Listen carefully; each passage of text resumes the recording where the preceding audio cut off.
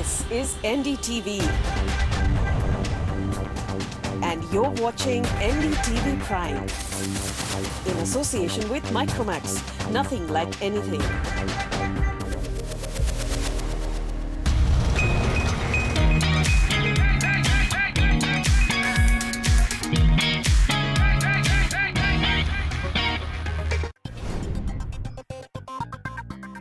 On CNB this week, we take you to the gorgeous Villa d'Este on Lake Como for the Concorso de Eleganza. The treat includes some brand new concept cars and vintage bikes. And we also take a look at Italian scooter giant Vespa and its strategy in India.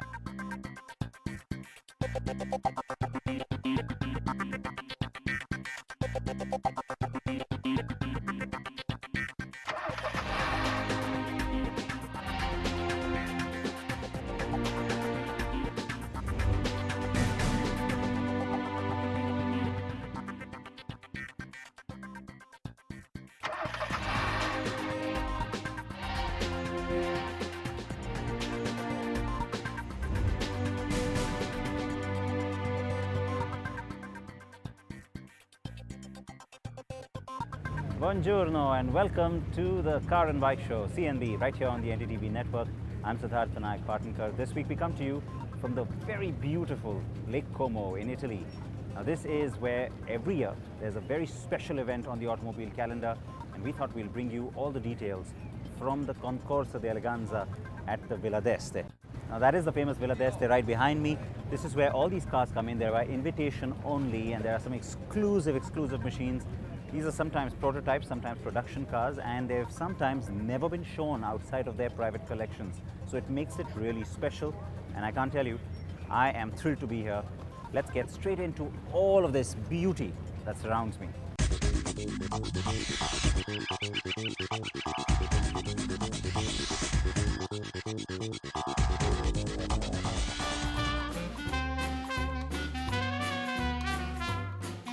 It is often called a beauty pageant for automobiles. The annual Concorso de Eleganza at the Villa d'Este is prestigious, timeless, exquisite, and very exclusive. It has been held for 85 years. The automobiles on display are all by invitation only, and it is seen as a big deal in the classic car circles to have your car shown here. The setting in Cernobbio on the shores of Lake Como makes it even more spectacular and romantic. The Grand Hotel Villa d'Este and the BMW Group have been jointly hosting the annual Concorso since its revival in 1995 after nearly 5 decades. And the BMW Group has been the organizer for the past 10. In all, there were 51 cars at the Villa d'Este this year, as well as 6 new concept cars. At the neighboring Villa Erba is where we also had 35 vintage bikes, but more on that later in the show. The broad theme for the Concorso this year was the Great Gatsby, and of the 9 car classes of competition this year at Villa d'Este, there was one class of vehicles competing under this very title too. Just stunning, aren't they? Now I can tell you this one class of vehicle has gotten me particularly excited this year. I'm really glad to have been here at the Villa d'Este this year for this class. Now they're calling it the Great Gatsby. The category quite simply refers to the rip-roaring 1920s. We're talking larger-than-life parties, we're talking extravagance, we're talking sequins, art deco, the works. The 1923 Duesenberg here just exemplifies that. It's in such spectacular condition. Comes in all the way from Michigan in the US. And then there's a car here from Austria, the Hispano Suiza from 1922. Both these cars in great shape and completely representing the era that I'm talking about.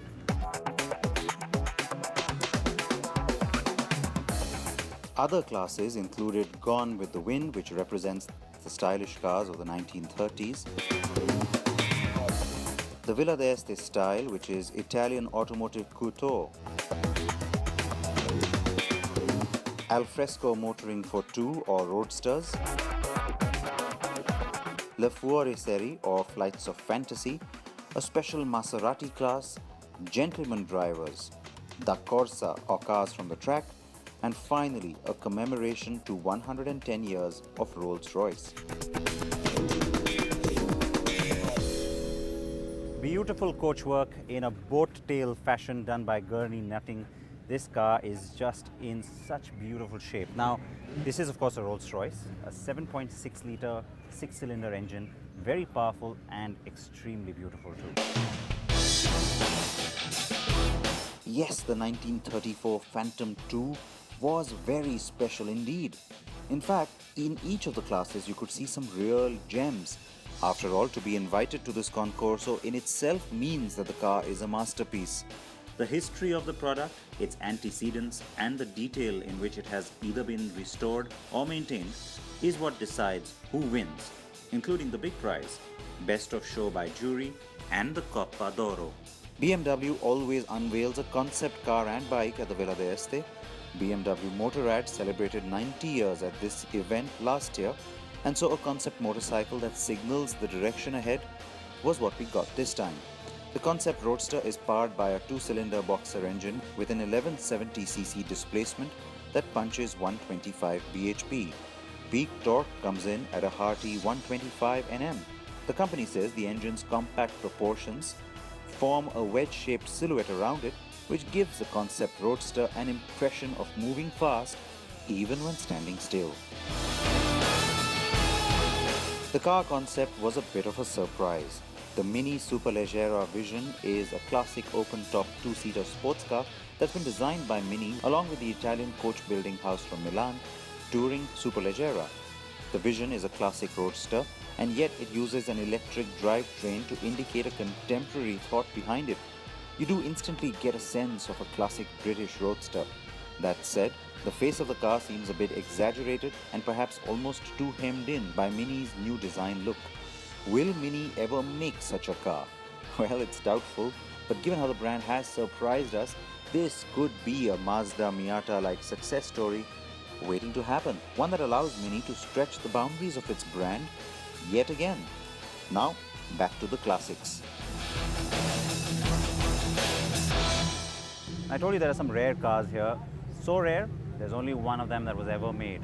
The Maserati V4 from 1929 is one such example. Now when you think V4, we're not talking about 4 cylinders, we're talking 4 times that. This is a 16-cylinder car. It was developed and designed to be a Formula One car and also do a little bit of road duty, but it was just so expensive and complicated to make that they couldn't go beyond one because they couldn't find buyers for it. Finally, there was a rich doctor here in Italy who decided that he wants to have one in his garage. And you know what? He did something special with it after buying it. He put something at the rear to tell the whole world the car has 16 cylinders. Take a look.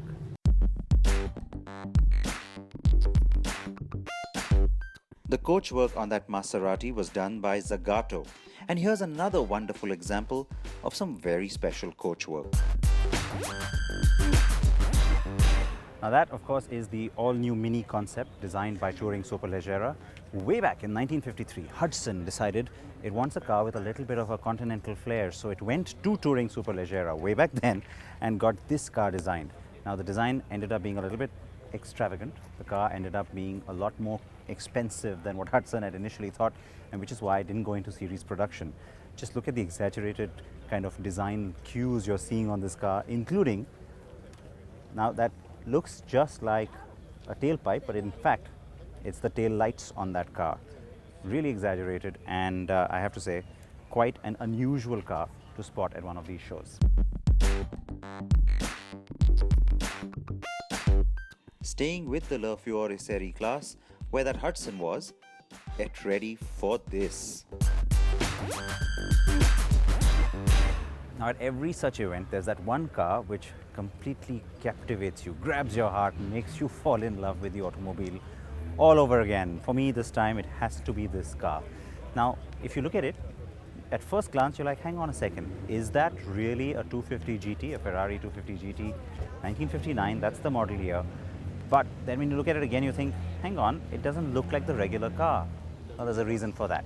The first owner was a bit of a mad Ferrari collector. He wanted a car that looked different from the other cars that were on the road. The 250 GT was fairly popular back then.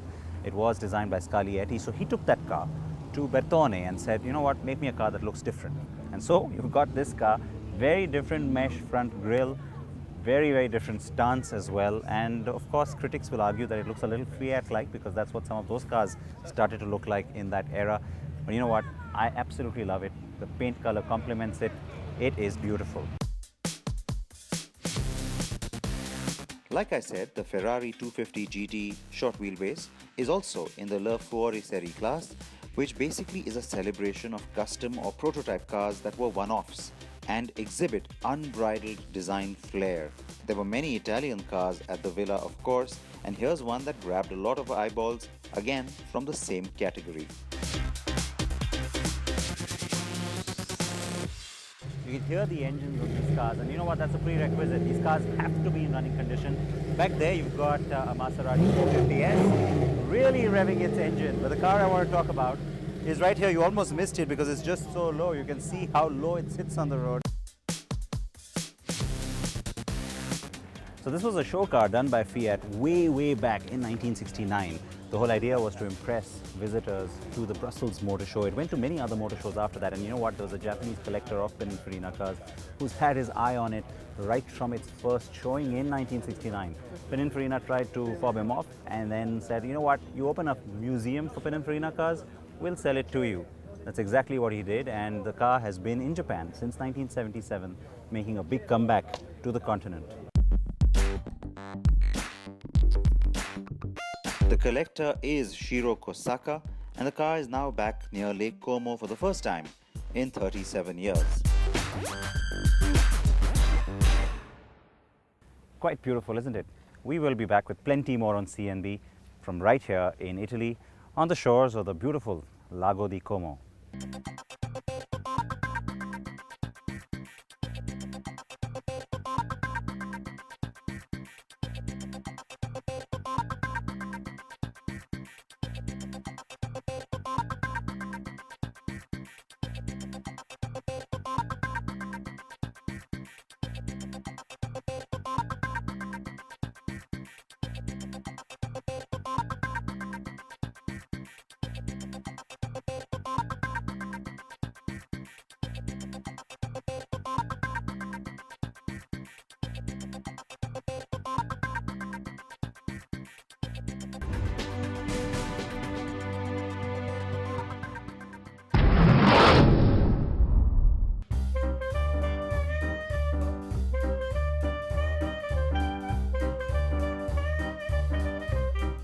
The Villa Erba is a short boat ride away down the same shoreline on Lake Como.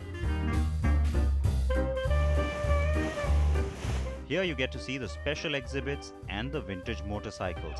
The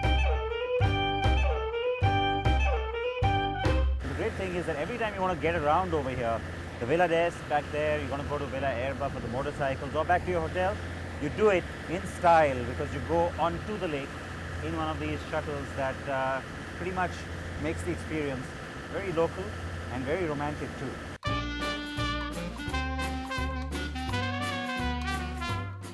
The bikes too were broken up into 6 different classes. The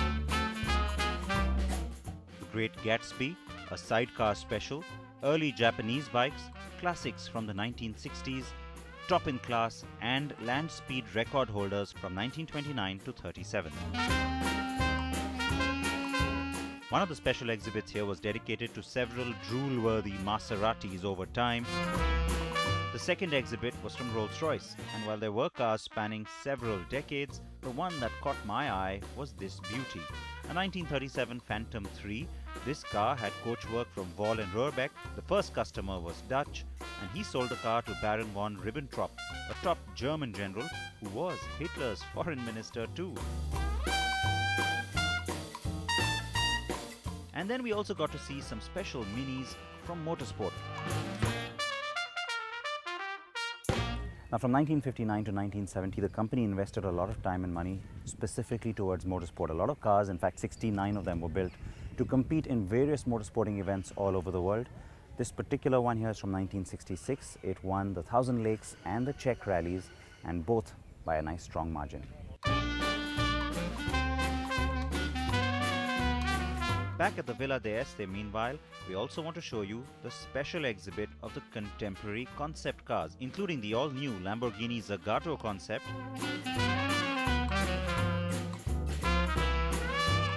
And then cars we've shown you from various motor shows, the Maserati Alfieri, the Volvo Concept Estate and the Giugiaro Parcours.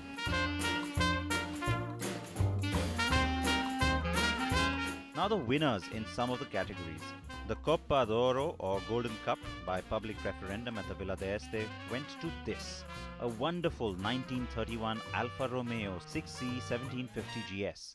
It also won public votes at Villa Erba and won by all young visitors up to the age of 16.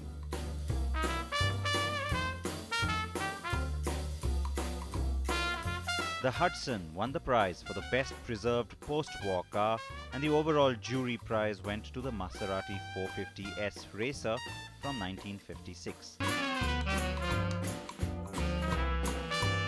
Another Maserati, the 8-cylinder Alfieri concept car, won the best concept prize.